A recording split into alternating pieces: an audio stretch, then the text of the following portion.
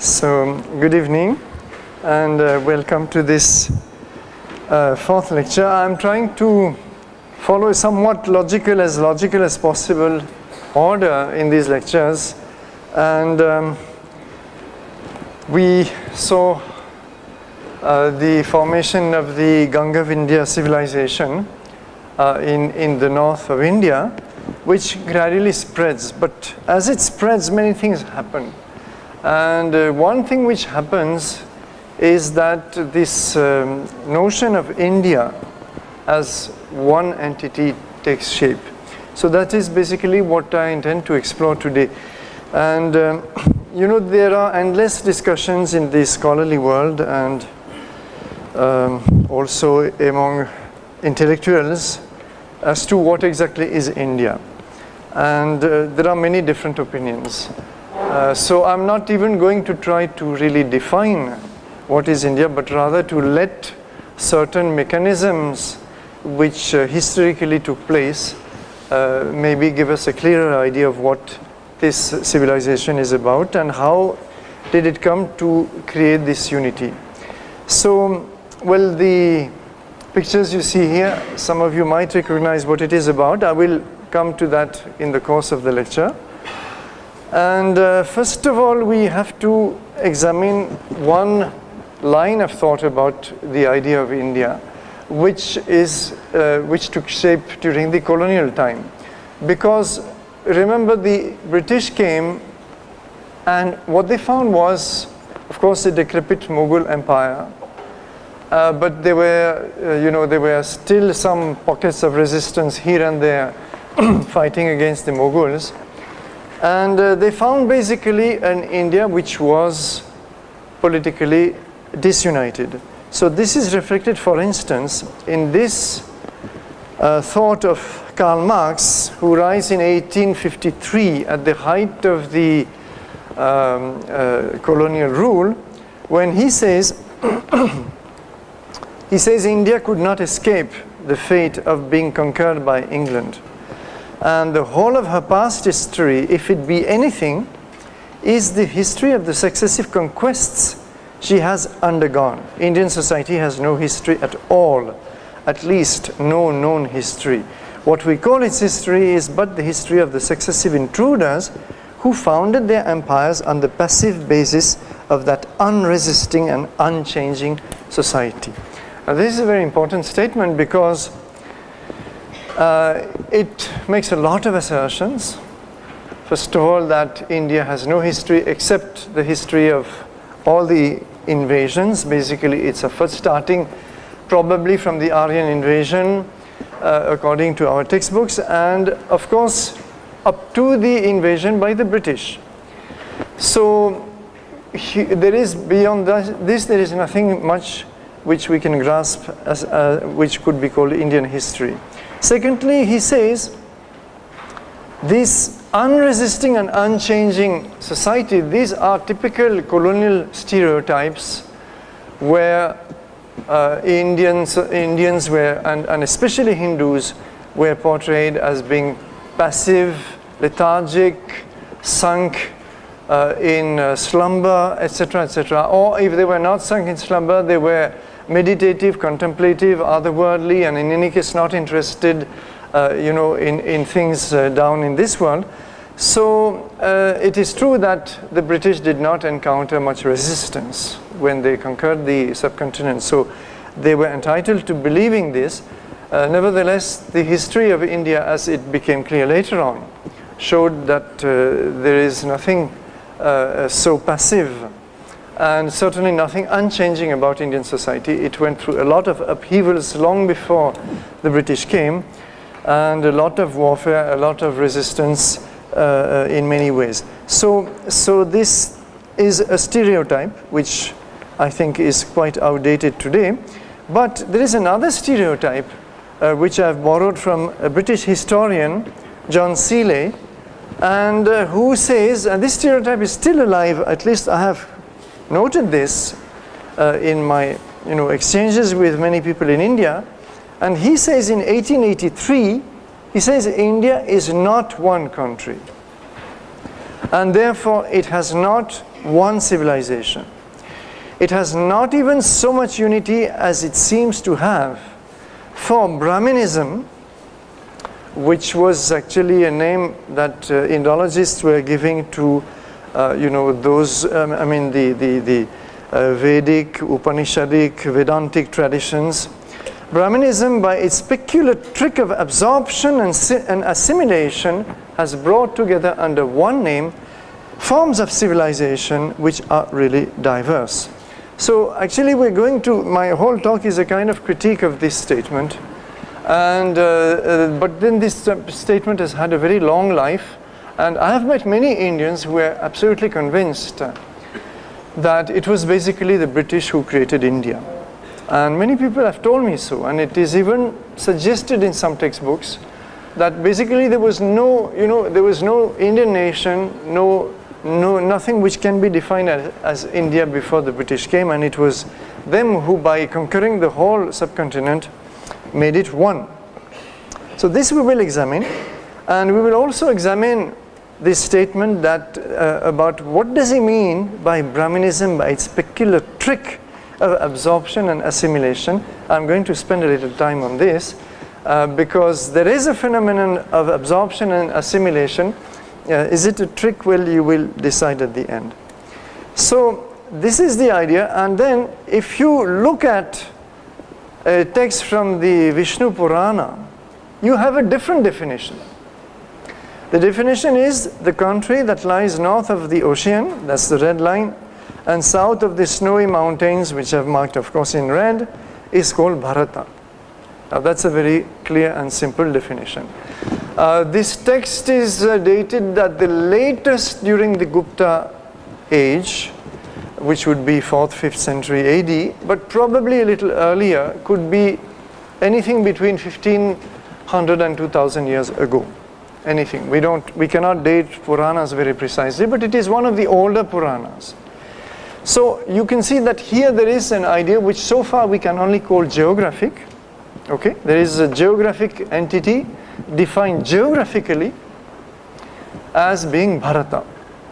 So already we have something which doesn't seem to agree with what we have seen before. Let us continue by jumping back in time. This is just a brief reminder of what we saw the other day about the geography of the Rig Veda, Sapta Sindhava. Sapta Sindhava is well, the rivers you see here. And Rig Veda does not apparently know much what is east of Ganga or the southern part, the Deccan Plateau, etc. This is its territory. And if it knows anything beyond this region, it doesn't mention it. So this is how we start because this is the most ancient text we have. And if I'm not dating the Rig Veda today, I'm not trying to do that. But if we look at the Indus civilization, whether it was before or after the Rig Veda, whatever, we see that it is more or less the same territory which is occupied. So there is a concentration here, both for Harappan and Vedic cultures in the northwest. But later on, we get to have different definitions of either India or parts of India. So for instance, Manusmriti, which is probably 4th or 3rd century BC, says that land created by the gods, which lies between the two divine rivers, Saraswati and Drishadvati, the sages called Brahmavarta. So if you look at the map, this is on top the Saraswati as it has been identified with the Gagar. I showed you this the other day, and which probably had stopped flowing beyond this point during the time of Manusmriti, but this is the satellite view which continues, the mark of it continues today. And Drishadvati is this river. If I come back, you see there is a confluence here, definitely. It is well marked. The mark is more indistinct here because the Thar desert has encroached, but then we can see many streams coming from this area. And this river here, this stream rather, this bed, because it is dry most of the time except during good monsoons, is called today in this section, it is called the Chotang or Chitrang River today in Haryana. So, but it has been identified by generations of scholars with the Drishadvati, which is a river mentioned in the Rig Veda. So what Manusmriti here tells us is that this region, of course it is not, its knowledge of India is not at all limited to it, is regarded as particularly holy.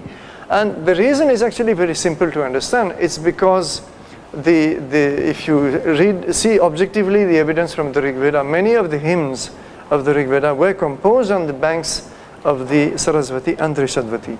So therefore this would be, carried in the later tradition, and this region would be made particularly holy.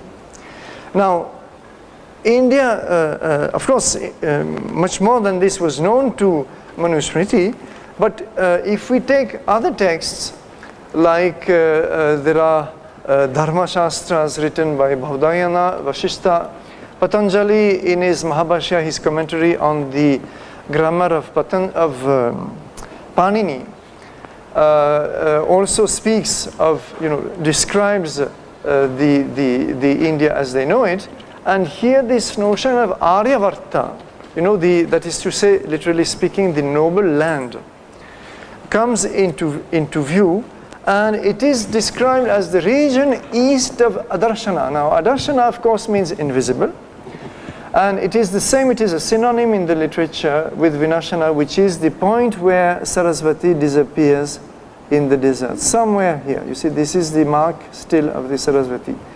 Then west of a certain black forest, which has been identified with the forest which was located near Haridwar, south of the Himalayas, of course, and north of a part of the Vindhyas, which was called in those days Pariyatra.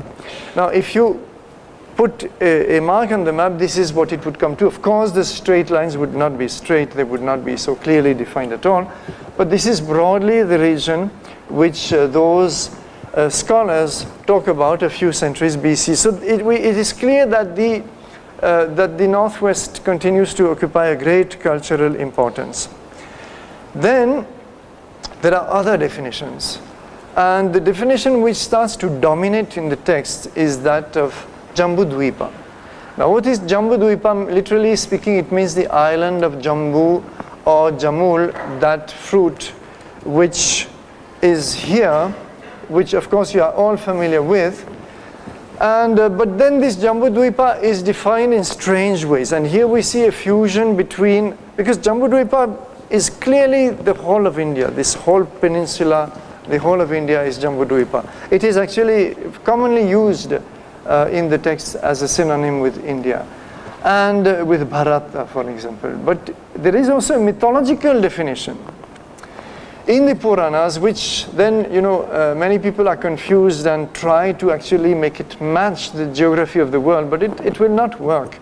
For the simple reason that you have Jambudvipa at the center, and then you have 7 encircling oceans, actually alternations of oceans and continents and oceans and continents. And the oceans are said to be salt water, sugarcane juice, wine, ghee, curd, milk, and water finally. So this is of course not something that we will easily be able to match with reality. And though there have been brave attempts to match those 7 continents with the continents we know today, I don't consider that it is really worth the effort. It's a mythological construction, nothing else. And ancient Indians, love to do that, to bring different streams together, the geographical, the cultural, the mythological. There was absolutely no difficulty in mingling all of it together. So there is, this is something we need to understand in the ancient mind, and we will come back to it. So when we come to the political reality of ancient India, I showed this map already of the Mahajanapadas. Now the focus has shifted from the northwest to the east. This is of course the Ganga civilization. And we see now that there is quite an integration taking place, because the whole northern belt is integrated, but also parts of the Deccan. And of course, we saw that under the Mauryan Empire, this expands to almost the whole of India, in fact, also the whole of Afghanistan, even parts, a small part of what is today Burma, and except for the extreme south. So here we have the maximum expanse of the phenomenon which we can call the political integration of India.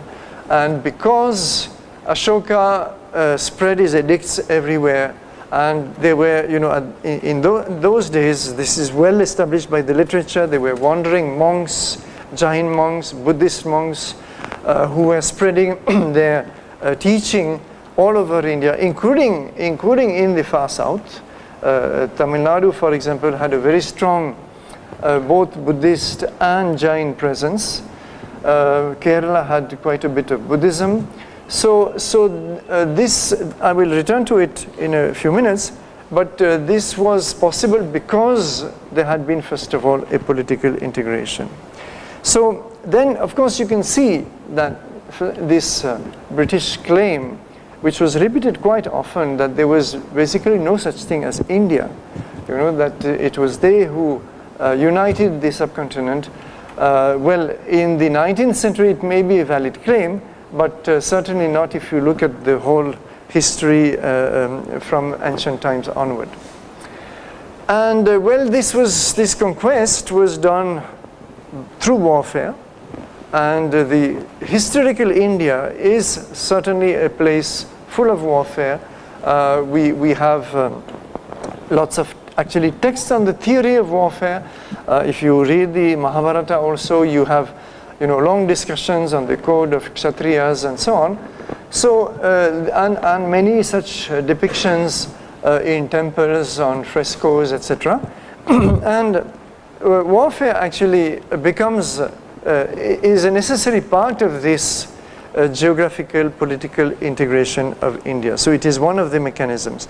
But there are other mechanisms which I would like to spend a little time on. And one is that, you see, we see these big kingdoms and empires, and the Mauryan Empire will be followed by the Kushan, and then we will have the later on the Gupta, we'll have the Shatavahanas, we will have so many different empires trying to recreate this kind of unity, political unity, without ever succeeding to this extent. But there is another phenomenon which is neglected, and which is quite important in the integration of India, which is the spread of democratic institutions. Now, the other day I mentioned that the Mahajanapadas functioned, some of them functioned through assemblies in a fairly democratic manner because the kings were sometimes elected. They were not always hereditary. That institution did not last, and the hereditary transmission monarchy prevailed in the end.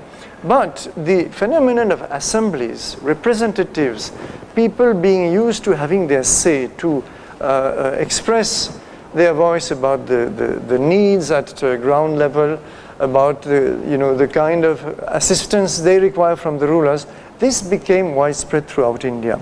And we have this Canadian historian, Steve Muhlberger, in a recent study about 10 or 15 years ago, called Democracy in Ancient India.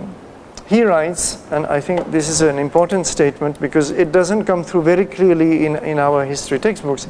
He writes, the experience of ancient India with republicanism, if better known, would by itself make democracy seem less of a freakish development and help dispel the common idea that the very concept of democracy is specifically Western.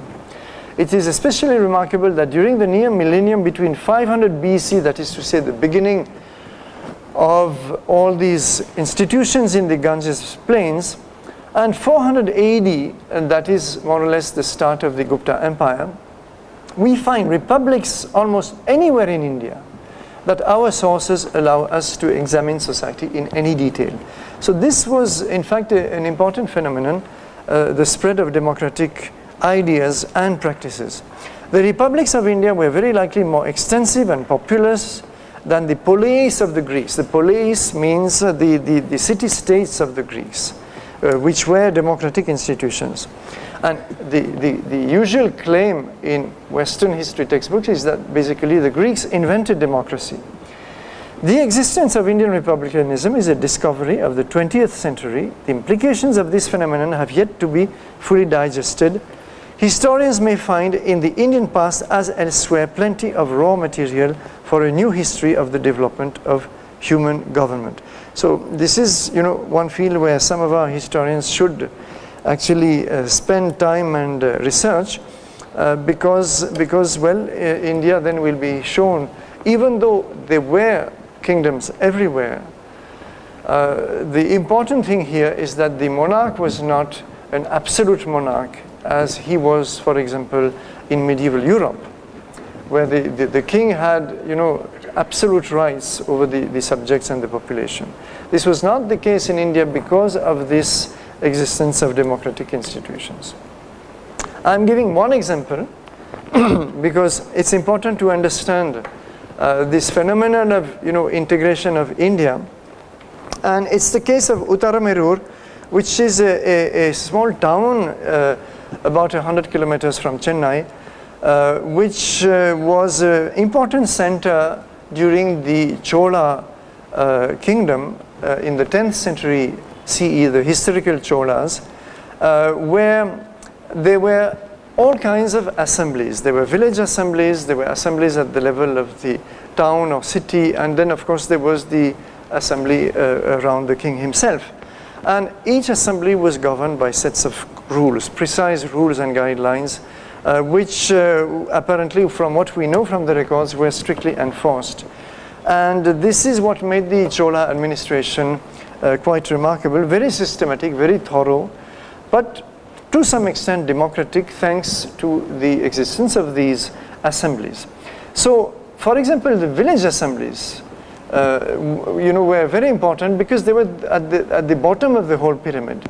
And there were both qualifications as well as disqualifications given for the candidates who wanted to be elected. The word elected is not exactly correct, because what happened is that ultimately the candidates who had been screened and accepted, their names was written on a piece of something, maybe a piece of palm leaf or bark or something, and it was all put in an urn.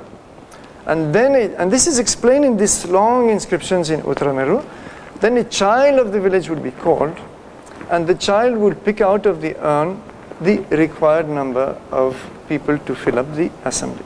So it was not strictly speaking an election, but there was a screening of candidates, and then they were chosen randomly. So qualifications, they had to know by teaching, that is to say, they had to have been taught. It was not just that they had to have read some Vedic texts, and usually by this many things could be meant, including even the Dharma Shastras. They had to have a tax-paying land and house. Now, this is interesting because it means that they had to have a certain minimum wealth. They were not to be, so that they would not be tempted, that is the idea. Age between 35 and 70, well, there's been a bit of discussion recently in the country about, what should be the limit for the age of our politicians. So maybe, I don't know, if we could draw inspirations from such inscriptions. One who possesses honest earnings, whose mind is pure, and who has not been on any of the committees for the last 3 years. Very important, because villages had lots of different committees. They were very well organized units. For example, for water structures, there would be a committee, and the villagers would receive funds to maintain the water structures for the benefit of the entire village. So these kind of committees were powerful, they were funded, and therefore they didn't want somebody who had just been on one of these committees to be a member of the village assembly, because then vested interests would develop, and lobbying, and all the evils we are quite familiar with. So this is one method they followed. Disqualifications, one who has been on any of the committees, that is to say 3 years before, but has not submitted his accounts. You see, if you have spent money and you have not submitted accounts, you can't be a candidate. So you see how strict one who has stolen the property of another, well, of course. And finally, relatives of a candidate cannot be candidates.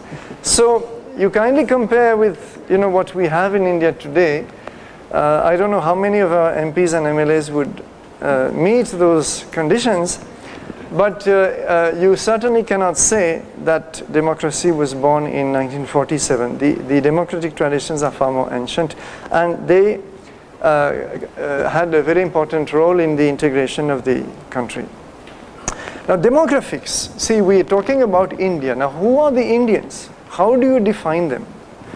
Today, we have so many definitions, but in ancient times. So, of course, today, first of all, I'd like to just give brief statistics from the People of India project of the Anthropological Survey of India, which was conducted, and I believe 20 monumental volumes were published documenting all these 4,694 communities, segments, territorial units. That is to say, what is called jatis, all the communities of India. So this was an enormous effort, and the survey detected 325 languages, 5 language families, 25 scripts still being used in India, and this was sometime in the 1970s and 80s. And K.S. Singh, who passed away a few years ago and who was the Director General of the Anthropological Survey of India, wrote quite a few important books, and he has his own way of putting it across. He says, Indians are reported to have relatively larger eyes. This may be because our eyes are popping all the time. There is so much beauty, so much diversity to behold. So certainly this diversity is mind-boggling, but actually it was known in ancient times. And this is one example. I could give many, but I'll just take the most representative example, which is the ethnographic picture which you get from the Mahabharata.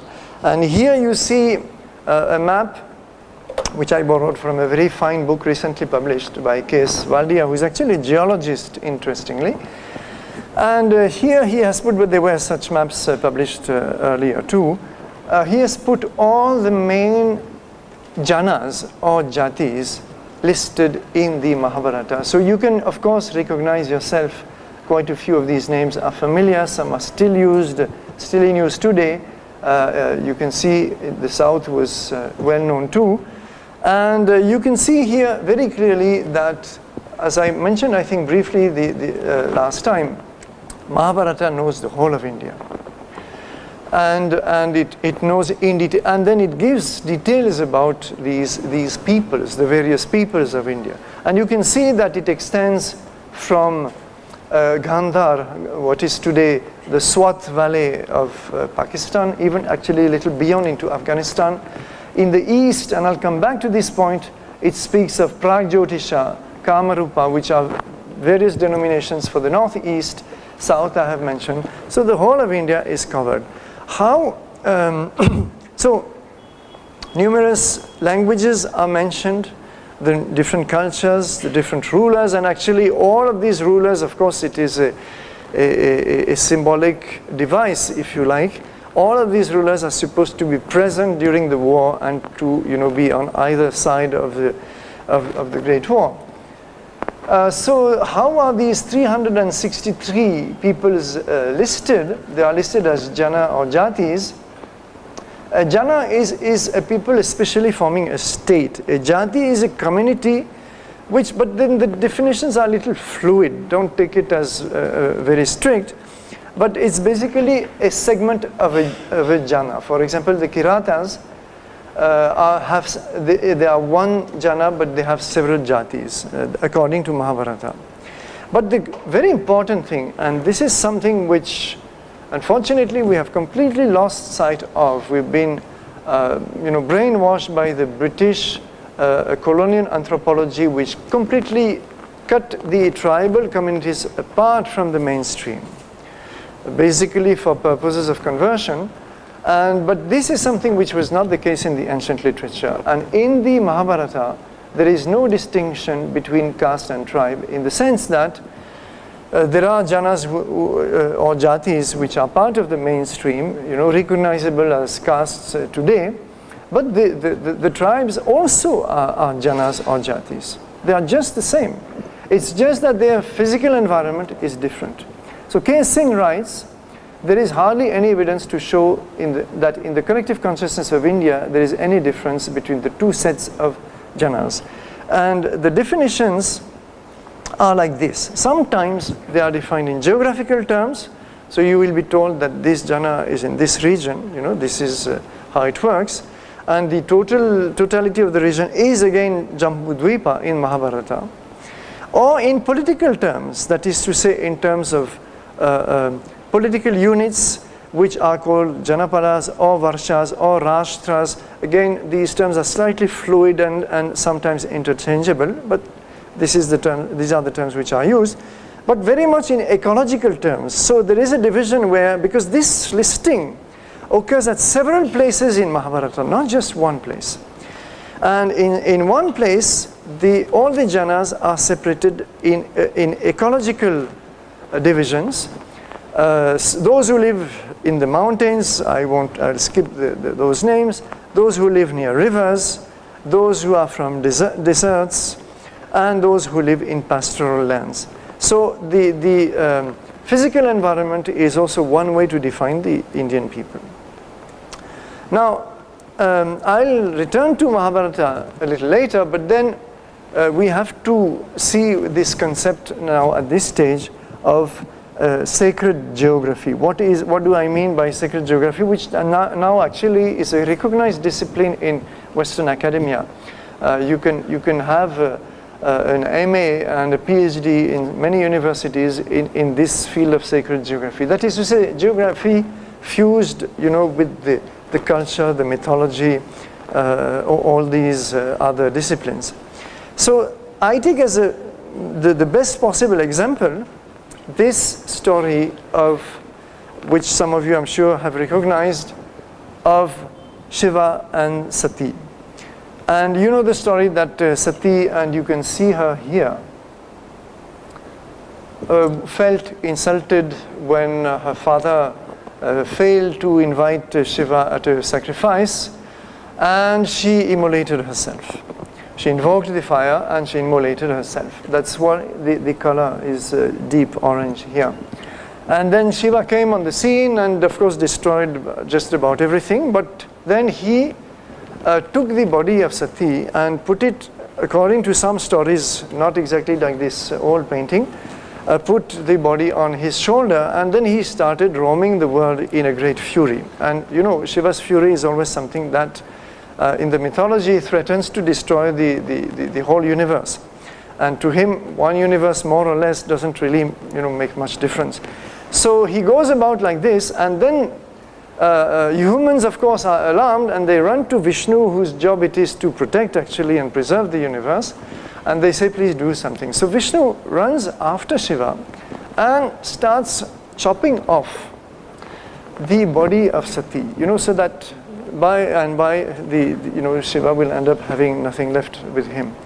And so one hand falls here, a part of the head falls there, the foot falls elsewhere, and these are all the sites, the Shakti Mahapitas, 51 sites which you can visit today, and which are associated, all of them, with one particular, and you have different lists. The main, probably the oldest list given is in the Shiva Purana. But it is repeated as always with minor variations in various texts. It becomes something of a tantric tradition also, which is why, of course, Shakti is part of the tantric tradition, but that is why you have a concentration in eastern India, in Bengal especially. But basically, all parts of the country, including Nepal, including the north of Sri Lanka, are covered. And so this is actually, to me, it's a very beautiful metaphor, because it is a way of saying that this land is actually the body of the mother, of Sati, of Shakti. And therefore you create an association between the land and the divine element. And these traditions are still very strong. You can go and visit any of these sites, and some people try to visit as many as possible during their lifetime, of course. But then there are, I wanted to mention also, I was forgetting that this is probably an extension of the original sacrifice mentioned in the Rig Veda. Not exactly in the Rig Veda, but in one of the Brahmanas, commenting on the Rig Veda, one of the Brahmanas explains this universe as the sacrifice of Prajapati. Prajapati is the creator who later on becomes Brahma, and the gods and the rishis kill him and split his body into different parts, which become actually the whole universe. So this is a story told in one of the Brahmanas, and I suspect that this legend here is actually, on the model of the older story of Prajapati. Then the institution, the very important institution of pilgrimage, which of course follows logically from such traditions, which played a very important role in ancient India in uniting people, in making people from various parts of India meet each other. And it is not just, we always think that pilgrimages are for religious purposes. It is not true. Many other things happen during pilgrimages, in particular the exchange of knowledge and the exchange of manuscripts. And for example, we know that manuscripts of ancient mathematics or astronomy were actually exchanged during such pilgrimages. And this is how scholars, it became one mechanism for knowledge transmission. So in time you have a dense network of holy sites, tirthas, across the whole of India.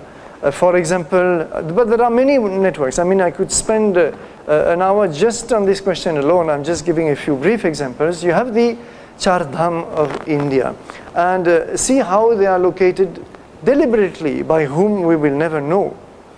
But somebody deliberately chose the fact that these 4 holiest sites, which normally, in Orthodox Hinduism, any Hindu at least should visit in his lifetime, these 4. The rest is minor, are located at Badrinath, Dwaraka, Puri, and Rameshwaram. So I think it cannot be a coincidence that they are in they cover the 4 cardinal directions of India. You have the 12 Jyotirlingas, which you can see here on the map. And of course you have the Kumbh Melas. We are used to 4 sites, Allahabad, Haridwar, Nashik and Ujjain, but actually originally there were 12 Kumbh Melas across India, and one of them all the way south in Tamil Nadu, in Kumbakonam. So these networks, which are kind of superimposed over each other. In Tamil Nadu, we have 108 shrines to Muruga. There are also 108 shrines to Vishnu. It's kind of endless. And this, of course, contributes a lot to this cultural concept of what India is. Which is why somebody, a great Indian, said, India has for ages past been a country of pilgrimages. All over the country, you find these ancient places from Badrinath, Kedarnath and Amarnath high up in the snow Himalayas down to Kanyakumari in the south. What has drawn our people from the south to the north and from the north to the south in these great pilgrimages? It is the feeling of one country and one culture. So this statement, today would be regarded as almost unsecular, making India out of basically a religious network. But I am playing it very safe by choosing Nehru, so that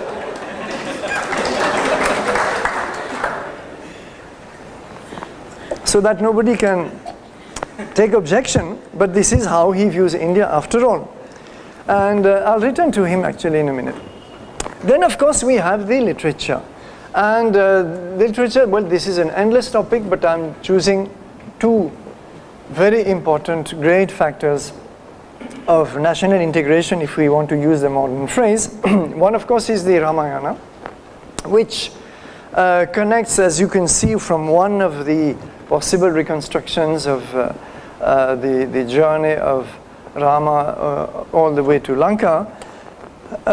You can see that the north and south are connected. And of course, there are other kingdoms which do intervene in the story, and which integrate pretty much the whole of India, though perhaps not as clearly as in the Mahabharata. The listing is a little less precise. There are regions which seem to be left out, like the northeast, some parts of the west, but still we see a broad integration. I'm going to spend more time on the Mahabharata, and I'm back to Nehru, because he wrote a long passage in his Discovery of India on the Mahabharata, where he explains that he travels across India and he meets, people everywhere, he talks to them, and then he found everywhere, and he was surprised, in fact, he did not expect it, that the old epics of India, the Ramayana and the Mahabharata and other books, in popular translations and paraphrases, were widely known among the masses, and every incident and story and moral in them was engraved on the popular mind and gave a richness and content to it. Even our politicians constantly speak of Lakshman Rekha and so many other phrases, as he says, taken from the epics. Illiterate villagers would know hundreds of verses by heart, and their conversation would be full of references to them or to some story with a moral enshrined in some old classic. So this is a fact. This is quite undeniable. Anthropologists who have studied the impact of these epics on the not only actually in India, but as we will see next week, beyond India, well beyond India, have been struck by the way these two texts have been massively adopted, not only adopted but also adapted, and freely adapted, freely rendered, translated, modified in hundreds of ways. And this is one great factor of national. You remember that, well, perhaps not the youngest here, but I think some 10-15 years ago, when the Mahabharata series was screened on Doordarshan, some of you would remember how the whole of India came to a standstill. There were few TVs at that time. It was about 15 years ago, I think. 88, was it? Okay, so 25 years ago. All right. Well, I somehow remember, I did not date it. And, there were very few TVs. So there would be a few TVs in a village. People would flock to it and assemble. And the same in the cities. And, the streets were deserted. People were no longer using buses or trains to such an extent that the Indian Railways had to cancel most trains running on Sundays while the episodes of the Mahabharata were screened. So, this was, in fact, some people have done research precisely on, what is it, Chopra? Huh? B.N. Chopra. Yes. So some people have even, there have been a few PhDs done on this, the impact of but it was something that, the whole of India was glued to those few TV screens. And the tradition of Harikatha, which is actually what transmitted those epics through India. And there were people, scholars, who were actually sometimes paid by the state. I'll give you an example later, a proof of it later, who were traveling from village to village, and then they would be there for 7 nights or sometimes more than that, and then they would retell, they would have their texts. Sometimes they would read out from the texts, and this is how the illiterate villagers, as Nehru called them, became so acquainted. Today, of course, it would be a very different issue, but so acquainted with the text in minute details and even remembering whole passages by heart. So this is an ancient tradition. In fact, if you remember the Ramayana, at the end of it, there is a story of Lava and Kusha. And, they come to, in fact, I think it is Shatrughna who comes to the ashrama of Valmiki, and then he hears the whole story of Rama being told by these two children. you know, and then, well, you know what follows. But this is in fact Harikatha. So this is an important factor in this cultural integration. And it can be studied at many levels. The very eminent Indian sociologist M.N. Srinivas, who passed away perhaps some 15 years ago, well, my memory is not very good with dates, but he published many texts where he studied the phenomenon which he called Sanskritization. Unfortunately, I don't think this was a very good term because it didn't have much to do with the spread of Sanskrit as such. It had to do with the spread of whatever we've seen earlier. So, well, there could be many other terms proposed, but he said it's a profound and many-sided cultural process. Village goddesses in most parts of India have been identified with Shakti, who is in turn a manifestation of Parvati, the wife of Shiva. The Cobra deity is identified in South India with Subramanya, the warrior son of Shiva. The Kaveri river is identified with Ganga, river Ganges. Rama and Buddha are both regarded as avatars of Vishnu, and so on. And he explains how, in fact, this spread of this culture, by whatever name you want to name it, was something which even, you know, the lowest caste, the lowest strata of the society totally adhered to.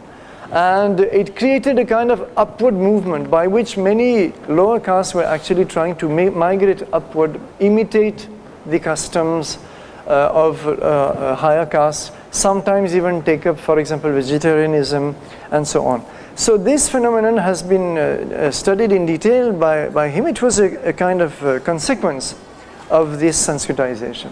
Now let us come back to Mahabharata, and I am selecting briefly 3 regions where separatism in recent decades was particularly strong. And I want to show that this is a very recent phenomenon because we have evidence that they were absolutely part and parcel of this subcontinent culturally, of course geographically. And I start with the South, which had a separatist movement in the 20th century. This is the Dravidian movement, which actually wanted to have its own Dravidistan. And that movement kind of petered out because for the simple reason that it had no popular support. So in the 1960s, it died away. Let us see what Mahabharata says about the South. It mentions, and I showed it on the map, the Cholas, the Pandyas, the Dravidas. And in addition, in the South, we have Chola and Chera kings in inscriptions. We have a lot of inscriptions about this, proudly claiming descent from the lunar and solar dynasties. That is to say, from the lines of Rama and Krishna. So they say they descend from there because, of course, it is an artificial device, but it's a way to connect themselves. There is an inscription, for example, where a Pandya king boasts that he led the elephant force in the Great War on behalf of the Pandavas. And that the early Pandyas translated the Mahabharata into Tamil. If that is true, unfortunately, that ancient translation into Tamil is lost. It does not exist. One Chera king claims in an inscription that he was feeding the armies on both sides during the Bharata War. So you have many such claims which obviously have very little historical basis, if any at all. So they must not be regarded historically, they must be regarded culturally. This is how, you know, those southern dynasties made it clear that they were attached to the main traditions of the land. Let me show you this very interesting hero stone. You know, in Tamil Nadu there are lots of hero stones of this kind, which usually are dedicated to a particular heroic village chieftain. And this is in the Nilgiris. We lived a few kilometers away from this place in Banagudi Shola, where you have a description over 5 registers of the Pandavas, and these are the 5 Pandavas here. And very interestingly, this shrine, it is enclosed in a small shrine, is maintained by Irula tribals, not by regular mainstream Hindus. And those tribals will tell you that this shrine commemorates the passage of the Pandavas through the Nilgiris and through this place in particular. Now, if you add up in India all the places where the Pandavas or one of them is supposed to have passed, or Rama, or any of these great characters, you will cover the entire map for sure. I believe there is no place in India where somebody did not pass somehow. So this is again something not to be taken at a literal level, but it is a cultural device to connect yourself to this story. Well, same, I can move a little faster. Kodaikanal, there is another rock which is called the Rock of the Five Pandavas.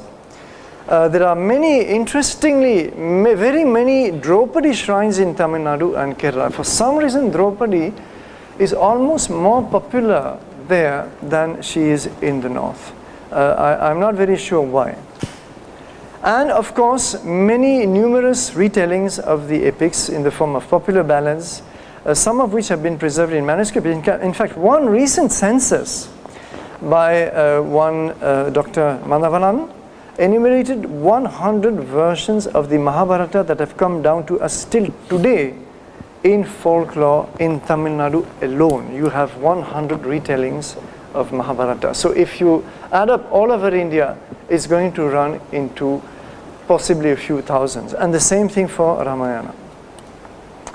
And you see here, there are inscriptions recording, as I mentioned earlier, the grants of lands and revenues to poets, for poets and discourse scholars, that is to say the Harikatha scholars on Mahabharata. So they were actually patronized by the state to do that.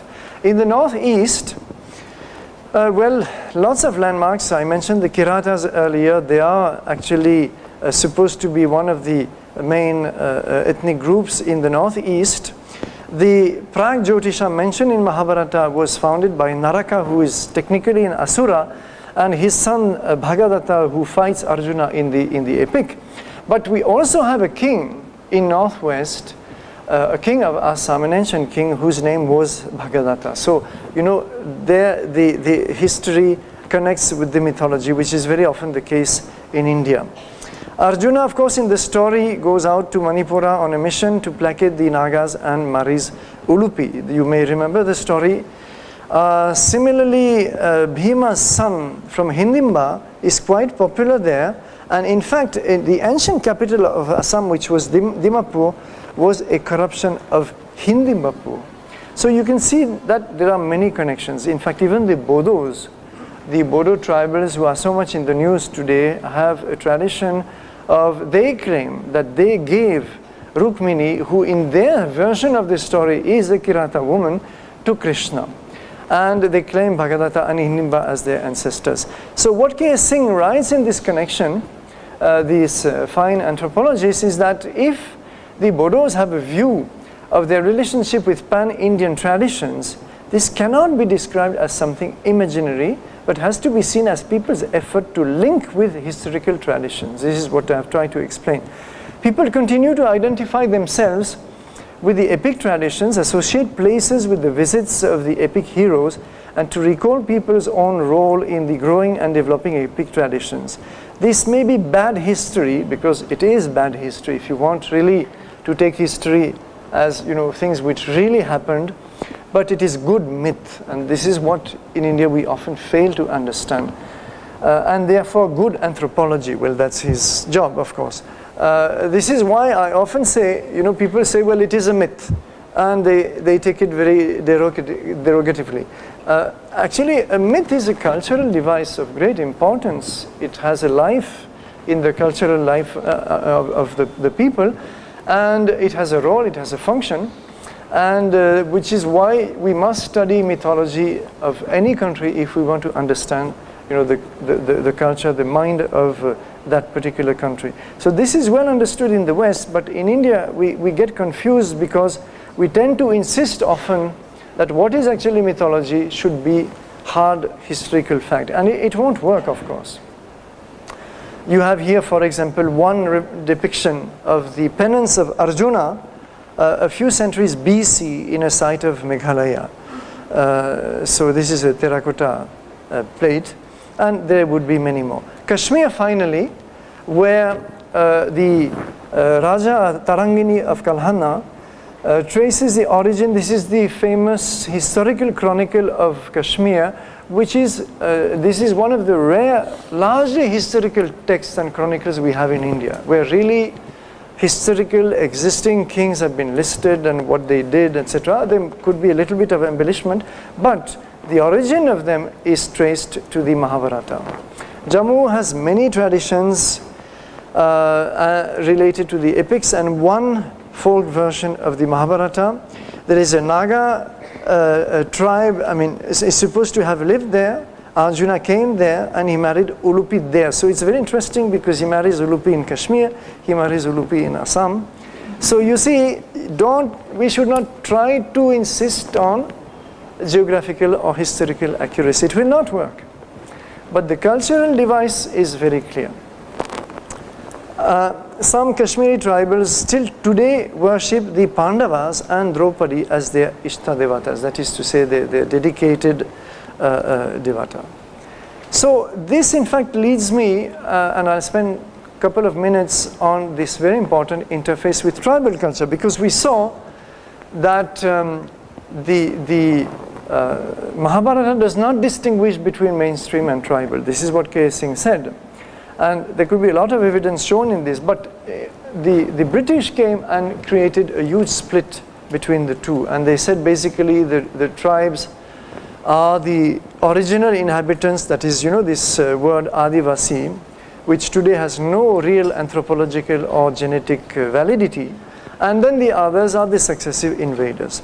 So, but then you can find many things apart from those I've already shown which contradict this view. For example, I was very struck when I found another anthropologist, Jyotindra Jain, who found in Western India, I think in Maharashtra, a tribe worshipping actually Indra. And Indra is a Vedic god. So normally, you know, in the normal logic of things, you would expect Hindus to be worshipping Indra, but they actually very rarely do so nowadays.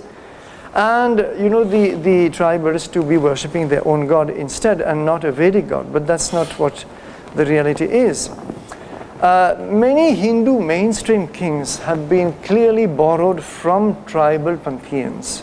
Jagannath, it is explicitly so. The texts kept at Puri telling the whole story of Jagannath do mention that this was the initial statue of Jagannath was actually taken by deceit from a tribal community who was worshipping him. Narasimha is another, Ayyappa in the south. Ganapati probably has a tribal origin and many aspects of the mother. Then socially speaking, we have the fact that many tribal warring groups, not all tribes are warring, but in the north especially many were, because there were always territory conflicts. And you know, when a tribe became powerful enough, in fact it just migrated into being a Kshatriya clan. So many Kshatriya clans have tribal origins. So, well, this I can skip because this is what I've explained. But in fact, if we want to, you see, this phenomenon of Hinduism is always extremely difficult to define. You can find in, you know, among scholars 100 different definitions of what is Hinduism. And then the constitution will have one definition and so on and so forth. But in a broad sense, we can take it, this is my empirical definition, as the interface between Vedic, regional, folk and tribal cultures. And we have this interaction, actually, this interface is very ancient. We have here evidence of a Paleolithic shrine, archaeological evidence, a Paleolithic shrine in Madhya Pradesh, excavated in the early 1980s by Jonathan Mark Kenoya with a team from the Allahabad University. There was J.N. Pal, there was G.R. Sharma, and they were very intrigued by the fact that they discovered stones like this, which were natural stones, not sculpted, triangular with this, and different, I'm sorry I have only a black and white photo, but there are different colors appearing in this stone in a natural way. And they couldn't figure out, and they were disposed as if on a slightly raised altar. So what they did was, as I explained earlier, they went to the nearest tribal communities in this remote region, and they investigated, and they were surprised, shocked in fact, to see that the very same altars with the very same stones were still worshipped today by the tribals. So they asked them, what does this stone mean for you? And the tribal said, it is Shakti, it represents Shakti. So you see that this worship, and this is probably the oldest documented worship in India that we have, 10 to 12,000 years ago, you can see that this concept of the mother is very ancient and would have migrated in complex ways which we'll probably never be able to reconstruct. There is a lot more archaeological evidence. This is about 1000 BC from a site in Rajasthan called Bhalathal, excavated by Professor V.N. Mishra of Deccan College, Gwen Robbins, American archaeologists, and others, and you find these skeleton in Padmasana. At least 2 of them were found, and of course in later periods in the same way. So you can see that whatever modern ingredients we will take to be part of Hinduism are actually quite ancient. So I'll conclude with these beautiful quotations, which again well, let me read it out. It says, India has all along been trying experiments in evolving a social unity within which all the different peoples could be held together while fully enjoying the freedom of maintaining their own differences. See, that freedom is very important. This process of cultural integration, the spread of the epics or other texts or other cults, was never something imposed by anybody. It was actually not even decided upon by anybody. It was just an organic phenomenon which happened. That is all we can say. And all the regional cultures happily participated in it without necessarily losing their regional stamp or identity. So while fully enjoying the freedom of maintaining their own differences, this has produced something like a United States of a social federation whose common name is Hinduism. Now, well, this would appear again to be a very unsecular and objectionable statement to many of our modern intellectuals who have a very different idea of India, as they call it. But then again, I'm playing very safe by taking someone whom they could not easily object to. And well, this is a fact. It is a fact that if you take Hinduism in that extended sense of, this interplay between the original Vedic elements and all the regional elements, folk elements, tribal elements, this is what has happened. If I take my own village, I live near a village in Tamil Nadu, you can see temples with mainstream Hindu gods like Ganapati, like Shiva, of course, and you will have temples where you will have the Gramam Devatam, the village gods.